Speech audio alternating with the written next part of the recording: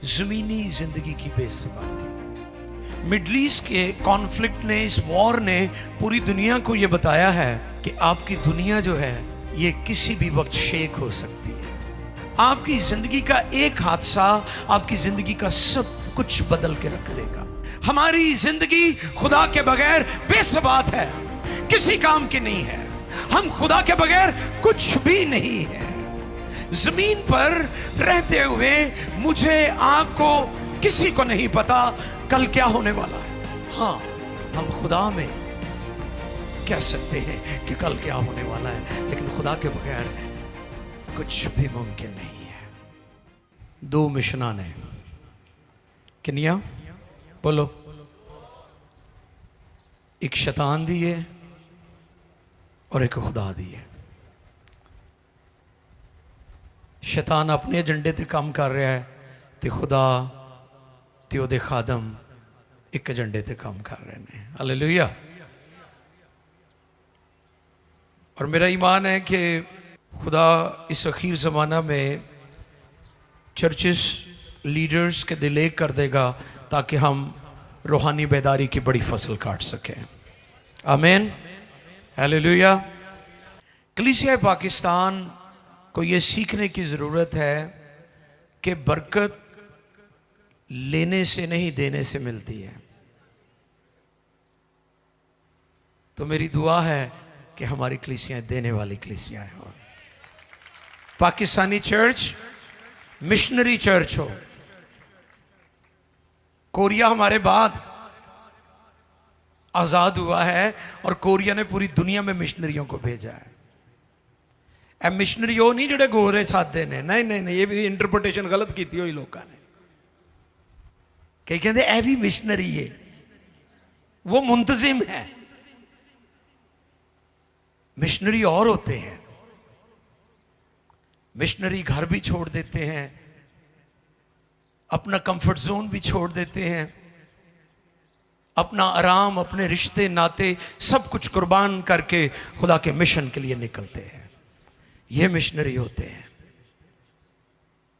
आज सुबह का पैगाम हालात हाजरा को सामने रखते हुए जो मैसेज है, आज का टॉपिक है दुनिया की बेसबाती, या यूं कह ले जमीनी जिंदगी की बेसबाती। बेसबात है ये दुनिया, अनसर्टन, गैर मुतवक्को वाकयात और हादसात। मिडल ईस्ट के कॉन्फ्लिक्ट ने, इस वॉर ने पूरी दुनिया को यह बताया है कि आपकी दुनिया जो है ये किसी भी वक्त शेक हो सकती है,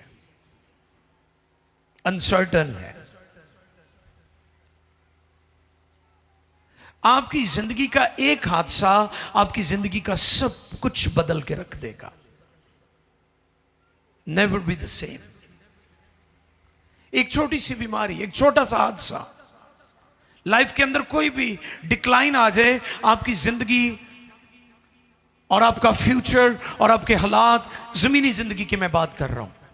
आसमान पर तो हमारे पास एक जलाली और अबदी उम्मीद है, लेकिन मैं जमीनी जिंदगी की बात कर रहा हूं आज सुबह। मिडल ईस्ट की वॉर ने, मशरक़े वुस्ता के अंदर जो जंग चल रही है, दुबई जैसे अजीम शहर, यूएई जैसे एक स्ट्रॉन्ग मईशत दुनिया में, वो ग्लास की और शीशे की बनी हुई इमारतें, और आज दुनिया बेयकीनी, गैर यकीनी की सूरत हाल से दो चार है। और आज के इंसान के लिए जो लंबी लंबी फ्यूचर प्लानिंग्स करता है, उनके लिए यह बहुत बड़ा मैसेज है कि आपकी दुनिया किसी भी वक्त शेक हो सकती है। आप जो बड़े बड़े प्लान करते हैं लाइफ के अंदर, लॉन्ग टर्म, शॉर्ट टर्म्स, आज इस पर हम गौर करेंगे। मुकद्दस कलाम में से याकूब का खत है, न्यू टेस्टमेंट के अंदर याकूब 4 बाब 13 से 17 आयत तक हम पढ़ेंगे।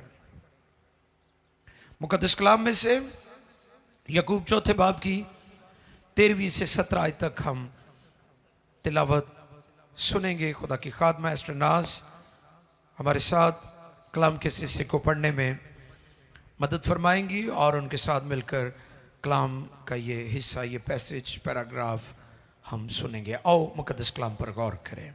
तुम जो ये कहते हो कि हम आज या कल फलां शहर में जाकर, तुम जो ये कहते हो कि हम आज या कल फलां शहर में जाकर वहाँ एक बरस ठहरेंगे और सौदागरी करके नफा उठाएंगे और ये जानते नहीं कि कल क्या होगा। जरा सुनो तो तुम्हारी जिंदगी चीज ही क्या है। बुखारात का सा हाल है। अभी नजर आए अभी गायब हो गए। यूं कहने की जगह तुम्हें ये कहना चाहिए कि अगर खुदावन चाहे तो हम जिंदा भी रहेंगे और ये या वो काम भी करेंगे।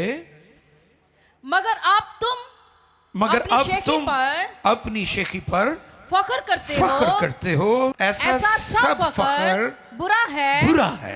बस जो कोई भलाई करना जानता है और नहीं करता उसके लिए ये गुनाह है।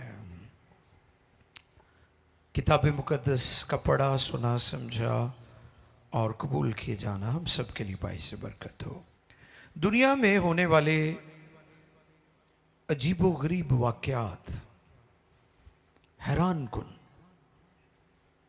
इंसान अमेज्ड हो जाता है क्या हो रहा है दुनिया में। ये दुनिया, ये यूनिवर्स खुदा ने कितनी खूबसूरत बनाई है और इंसान ने अपनी तबाही का सामान खुद ही तैयार कर लिया है। एक जमाना था कि जंगों के लिए कई महीने, कई साल लग जाते थे, लेकिन अब चूंकि टेक्नोलॉजी है और टेक्नोलॉजी के जरिए से इंसान एक दूसरे को बर्बाद करना चाहता है, तबाह करना चाहता है।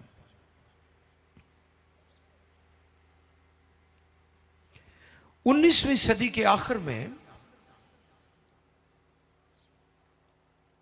अमेरिका का एक अदारा है जिसमें नई चीजों की जो इजादात हैं, इन्वेंशंस हैं, वो उसकी मॉनिटरिंग करता है। वो डिपार्टमेंट उसको देखता है कि दुनिया में क्या कुछ इजाद हो रहा है। और उसका जो सरबराह था उस अदारे का, उसने 1899 में कहा कि दुनिया में जो कुछ इजाद होना था अब वो हो चुका है, अब दुनिया में कोई चीज इजाद नहीं होगी। ये किसकी स्टेटमेंट है? सुपर पावर जो आज की है दुनिया की, उसका जो डिपार्टमेंट जो चीजें इजाद होती हैं उसको देखता था, उसके सरबराह की ये स्टेटमेंट थी।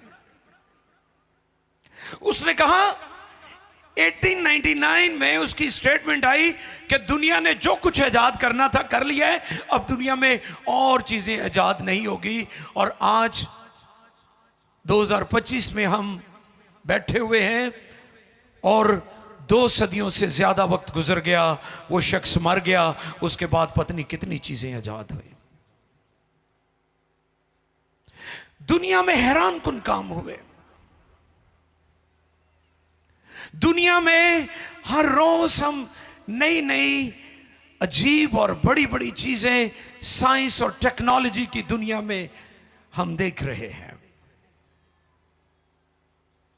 किसी को नहीं पता कल क्या होगा। जमीन पर रहते हुए मुझे, आपको, किसी को नहीं पता कल क्या होने वाला है। हां, हम खुदा में कह सकते हैं कि कल क्या होने वाला है, लेकिन खुदा के बगैर कुछ भी मुमकिन नहीं है। कलाम का यह हिस्सा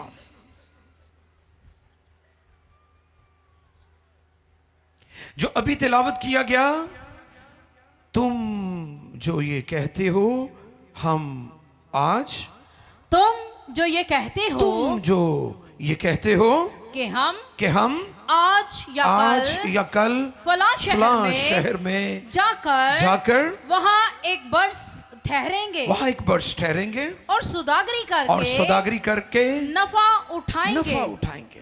प्लानिंग्स, आपके प्लान्स। अच्छी बात है, आप सोचते हैं, लेकिन खुदा के बगैर आप नाकाम है। मैंने क्रिसमस डेज में बताया था, जो पहली गुड न्यूज, जो पहला गॉस्पेल मैसेज पैदाइश 3:15 में इब्लीस हव्वा के पास आता है, उनको डिसीव करता है, गुमराह करता है, और हव्वा जो है इब्लीस से गुफ्तगू करती है, बातचीत होती है। इस पर मैंने एक फिक्रा बोला था, meeting about God without God. Meeting about God without God. हमारी जिंदगी खुदा के बगैर बेसबात है, किसी काम की नहीं है। हम खुदा के बगैर कुछ भी नहीं है। इसलिए हमें हमेशा याद रखना है कि खुदा में से होकर हम सब कुछ कर सकते हैं। 3 नुकात हैं, 3 पॉइंट्स हैं आज के पैगाम में। पहला नुक्ता, पहला पॉइंट, नंबर 1, मुस्तकबिल का प्लान खुदा के बगैर। अगर आप मंसूबे बनाते हैं और उस मंसूबे में, उस प्लान में खुदा नहीं है, तो वो प्लान बेवकूफी पर मबनी होगा। दुनिया में इस वक्त जो मुल्हिद हैं, जो एथियस्ट हैं, उनकी तादाद दिन ब दिन बढ़ती जा रही है। अच्छा, पहले तो ये था ना प्रॉब्लम, अदियान आपस में बहस करते थे। दुनिया का हर मजहब यही अपने आप को जाहिर करने की कोशिश कर रहा है कि वी आर बेस्ट। पहले ये बहस थी दुनिया में, मुकालमे होते थे। मैं मुकालमे का कायल हूं जाती तौर पर। मुकालमा, बातचीत होनी चाहिए, डायलॉग होना चाहिए। एक ये वक्त था, एक ये जमाना था, लेकिन अब चूंकि डिजिटल दुनिया है, मीडिया का दौर है, और जो मुल्हिद हैं, जो एथियस्ट हैं, जो दहरिये हैं, अब वो तेजी से ऊपर आ रहे हैं, और वो खास तौर पर नौजवान नस्ल को टारगेट कर रहे हैं। बच्चों को जो स्कूलों में, कॉलेजेस में, यूनिवर्सिटीज के अंदर पढ़ रहे हैं, वो उनको टारगेट कर रहे हैं।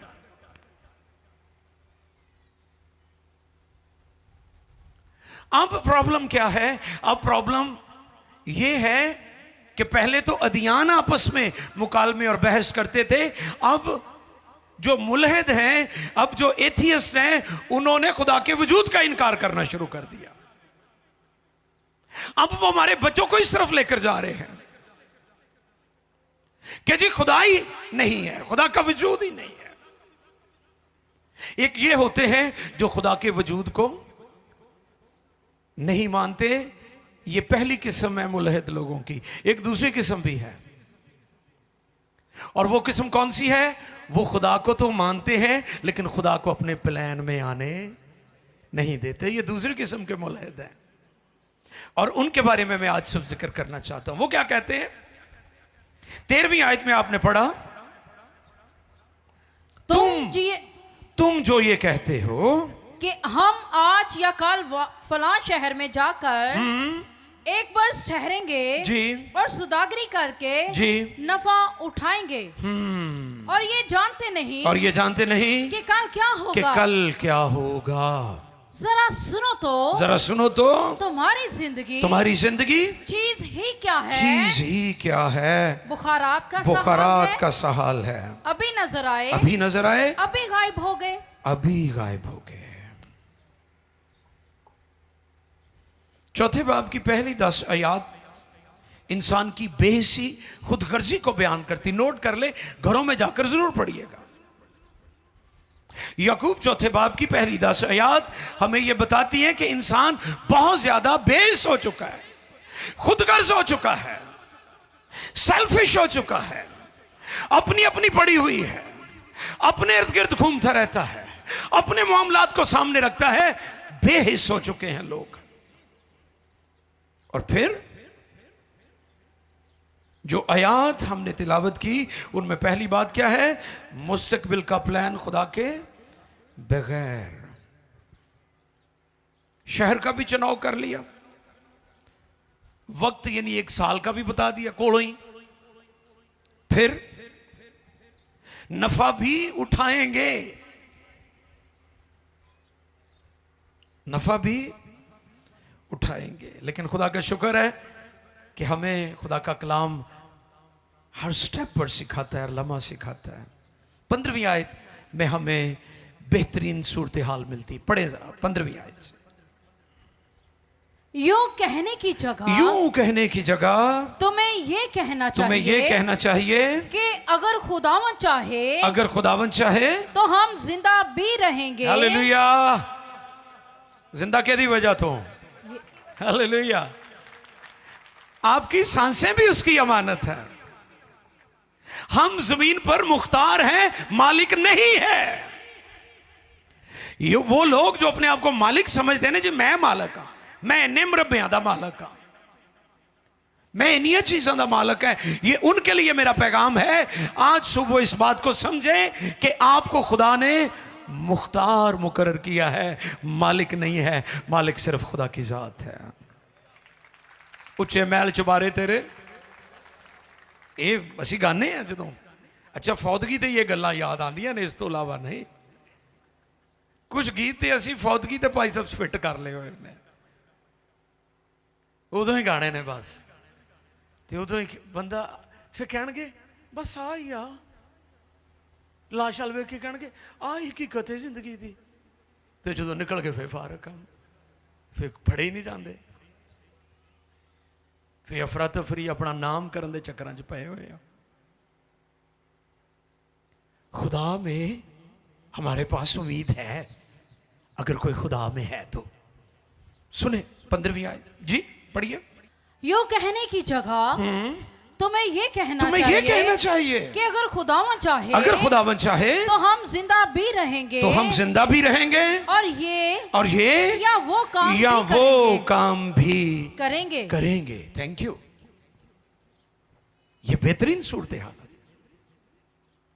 ये बेहतरीन कंडीशन का जिक्र है यहां पर कि अगर खुदावन ने चाहा। दावे ना करया करो, बड़े बोल ना बोला करें। हालात बदलने में ज्यादा वक्त नहीं लगता, एक लम्हा में चीजें बदल जाती हैं।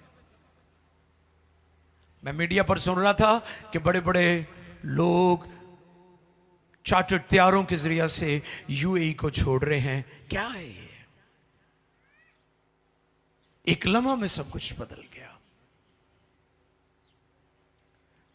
इसलिए आप खुदावंद में होकर सब कुछ कर सकते हैं।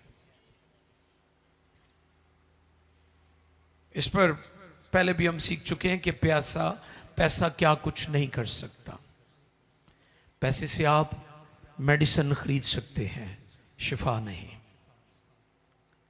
पैसे से आप किताबें खरीद सकते हैं, इल्म नहीं, और बहुत कुछ। पैसे से घर खरीद सकते हैं, लेकिन सुकून नहीं। कई लोगों ने घर बनाए हैं, घराने नहीं बनाए। घर बहुत सोना है, महंगे वॉशरूम, महंगा स्ट्रामैक्स, महंगी टूटियां ते लड़ाई 24 घंटे घर च। बुढ़ी बंदे दी बांदी नहीं गई, उधर नूं मुंह करके सुती हुंदी, उधर नूं ते न्याणे अलहदा ही। हाँ जी,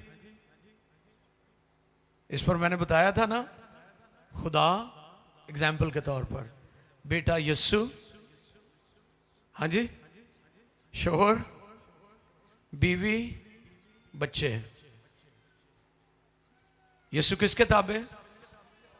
उसने कहा मैं अपनी नहीं बल्कि अपने भेजने वाले की। बेटा बाप की मर्जी, शोहर मर्द ने किसको फॉलो करना है? मसीह के ताबे होना है। बीवी ने किसके ताबे होना है? बच्चों ने किसके ताबे होना है? न्याणे वेखदे कि मेरी अम्मा अब्बे दे ताबे नहीं, अम्मा वेखदी अब्बा मसीह दे ताबे नहीं, वो कहती मैं तेरे को कुट खा लांगी, तेरी गल नहीं मननी। न्याणे कहंदे भी तू साडे अब्बे दे नहीं मानदी, असीं तेरी भी नहीं मननी। दसो उस घर च बरकत होएगी? तो फिर लोगों ने इमारतां ही बनाइयां ने, घराना नहीं बनाया। खुदा घरानों की फिक्र करता है, इसलिए इमारतों पर काम करें, उससे भी बढ़कर खानदान पर काम करें, बच्चों पर काम करें, फैमिली पर काम करें, मिलके बैठें, मिलके खाना खाएं, एक दूसरे का इंतजार करें, एक दूसरे को सर्व करें। ये इंजील की तालीमात है, ये वैल्यूज हैं हमारी। दुनिया को सिविलाइजेशन इंजील ने दी है। मगरब के अंदर इंजील पहुंची है तो मगरब बदल गया है, और आज सारी दुनिया मगरब को फॉलो करती है। उनके सिस्टम को, उनको यह सिस्टम बाइबल ने दिया है, इंजील ने दिया है। इसलिए खुदा में हमारे पास बेहतरीन उम्मीद है।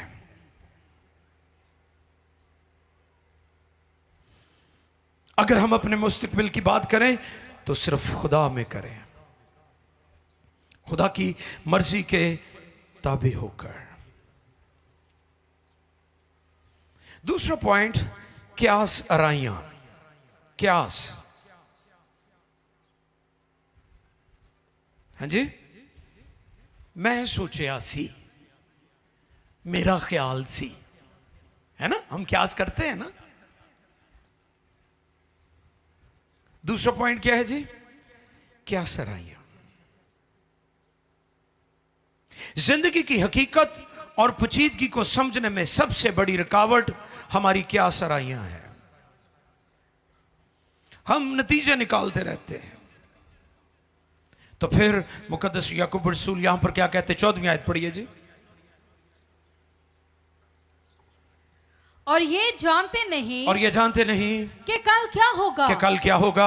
जरा सुनो तो, जरा सुनो तो, तुम्हारी जिंदगी, तुम्हारी जिंदगी चीज ही क्या है, चीज ही क्या है, बुखारात का सा हाल है, बुखारात का सा हाल है। अभी नजर आए, अभी नजर आए, अभी गायब हो गए, अभी गायब हो गए। बदल एवें करते हैं ना, सुबह का साढ़े नाल भी ऐही चकमा करन दे ना।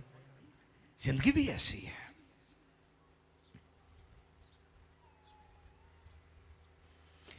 यशाया 14वें बाब की 13वीं आयत जरा देखिएगा। हमारा दुश्मन भी इसी तरह सोचता था। देखिए जरा, यशाया 14:13, यशाया नबी की मार्फत मुकद्दस कलाम में से, यशाया नबी का सहीफा है, साहिफुल अंबिया में से यशाया नबी का सहीफा 14वां बाब 13वीं आयत मुकद्दस से पढ़ें।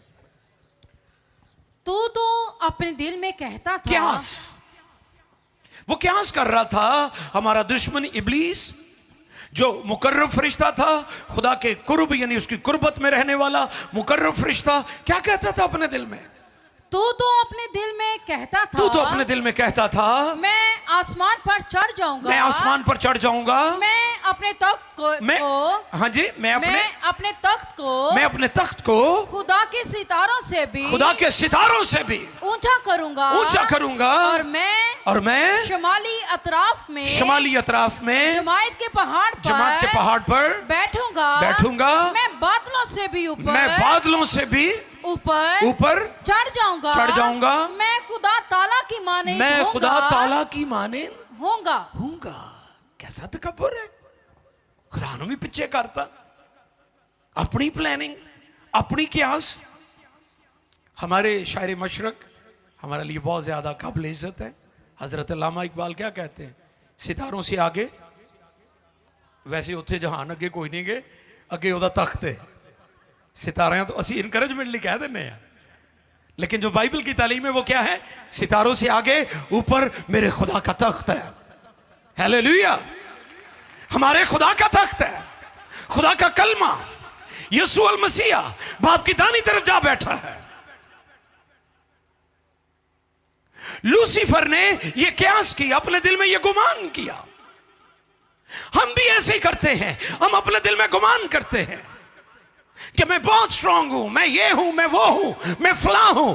एक ही लम्हा लगता है ये सारे ओहदे, ये टाइटल्स, ये चीजें, ये मालो दौलत, ये शोहरत, ये इज्जत सब खाक में मिल जाती है। और इसके तकब्बुर की वजह से खुदा ने इसे जमीन पर पटक दिया, इबरत का निशान बना दिया। तो इसलिए खुदा के बगैर हम कुछ नहीं है।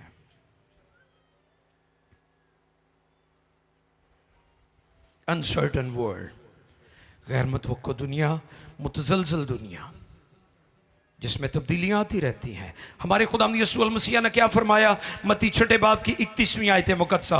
आओ खुदावंद यीशु मसीह का इंजीली बयान सुने। मत्ती रसूल की मार्फत लिखा गया इंजीली बयान 6 बाब 31वीं आयत से लेकर 33वीं आयत तक। The gospel of Matthew chapter 6 versus 31 to 33। आओ देखें मुकद्दस कलाम में से।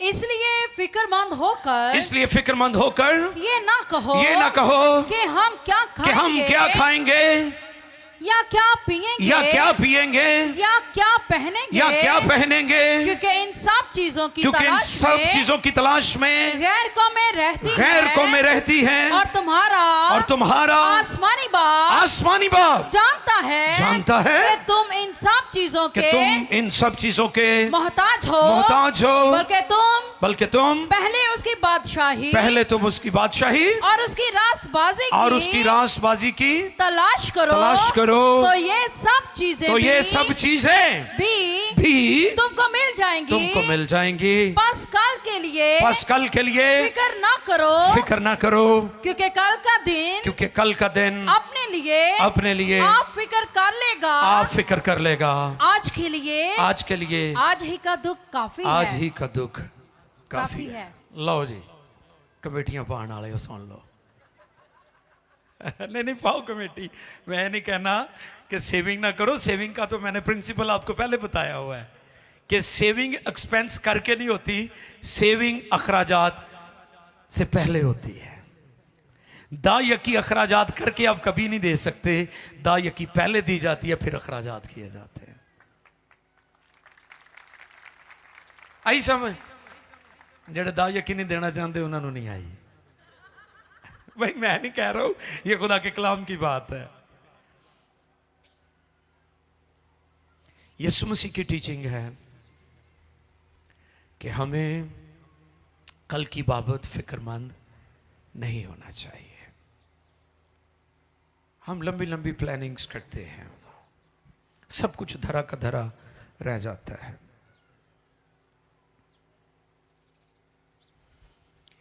नेपोलियन बोनापार्ट, फ्रांस का मशहूर जनरल, उसने बड़ी लंबी लंबी प्लानिंग की थी। उसकी बायोग्राफी पर एक शख्स लिखता है, वो कहते हैं मैन्स प्रपोजेस, गॉड्स डिस्पोजेस। कि इंसान जो लंबे लंबे प्लान करता है ना, उसकी लंबी दूर अंदेशी की तरफ चला जाता है। खुदा के नजदीक ये गार्बेज है, कूड़ा है, नथिंग। इसकी पिक्चर ओल्ड टेस्टमेंट में भी है। अगर आप तवारीख की पहली किताब पढ़े, तवारीख की पहली किताब है, 29वां बाब है, चैप्टर 29 वर्स 15, 29वें बाब की 15वीं आयत।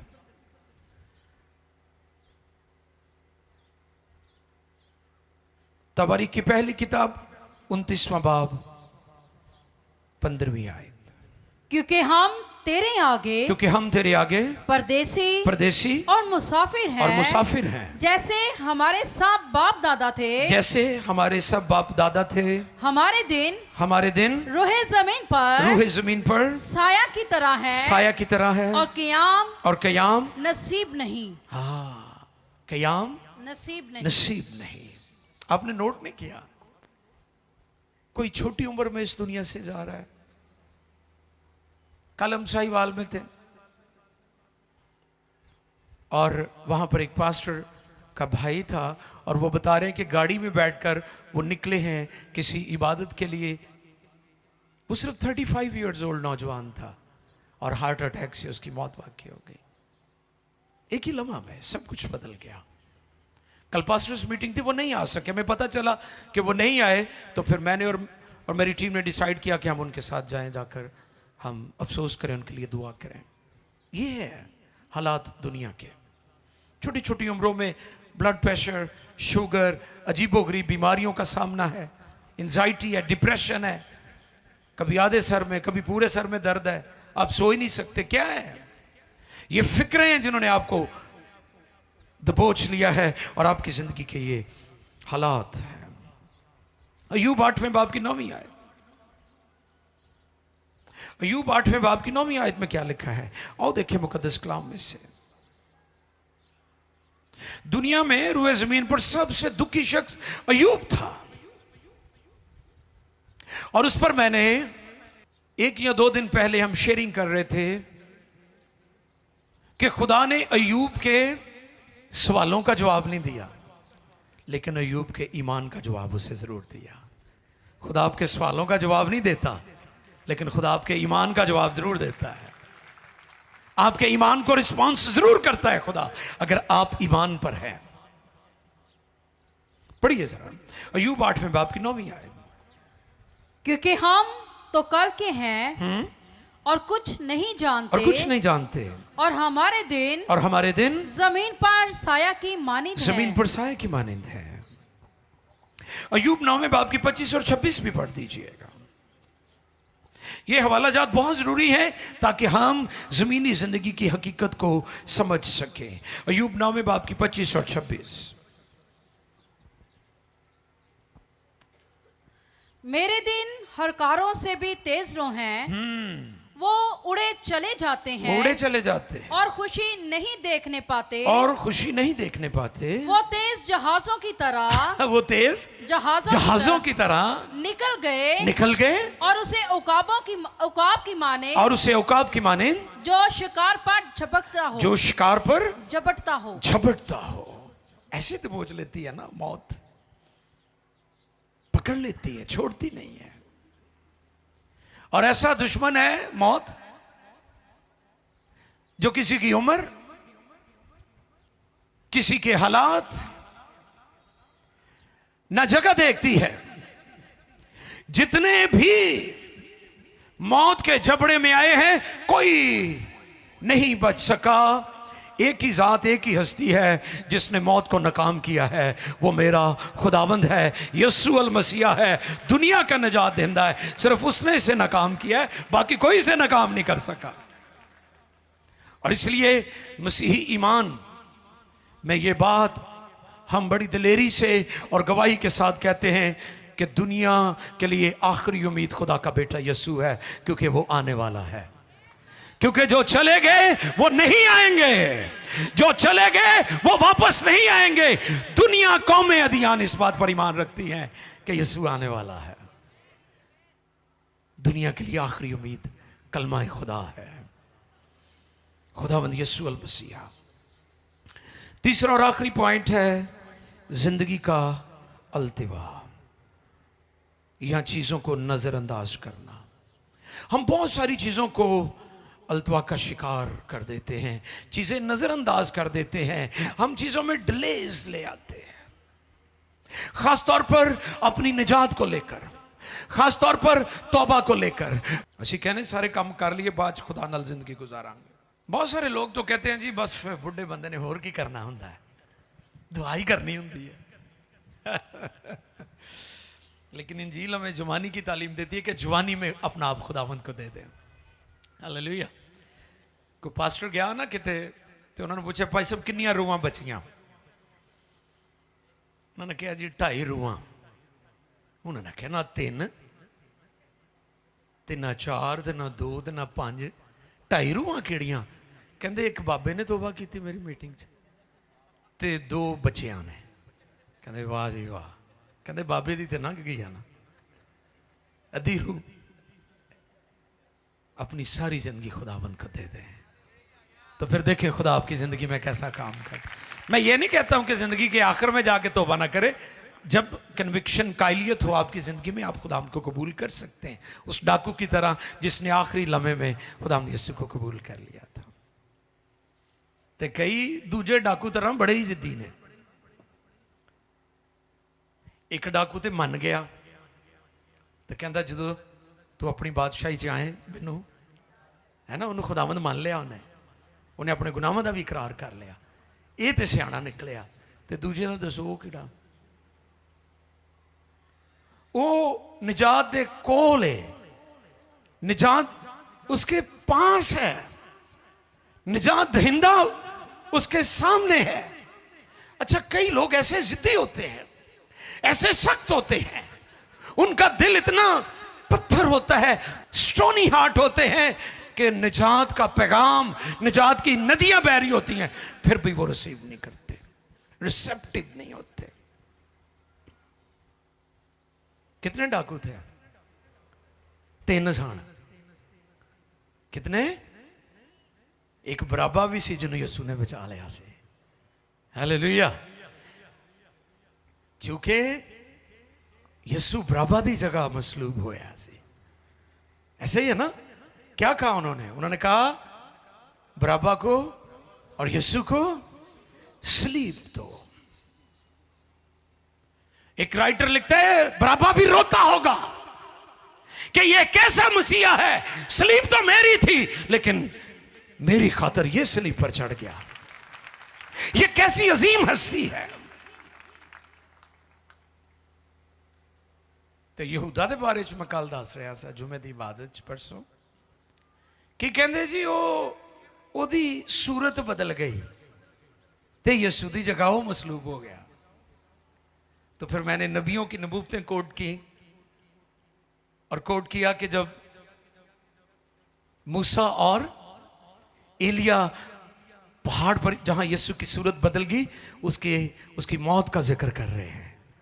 नबी ऊपर से आकर यीशु से उसकी मसलूबियत का तस्करा कर रहे हैं। ते जे यहूदा दी सूरत बदल गई तो खुदा ने उसकी सीरत क्यों नहीं बदली? है एक और तलब गल है कि नहीं?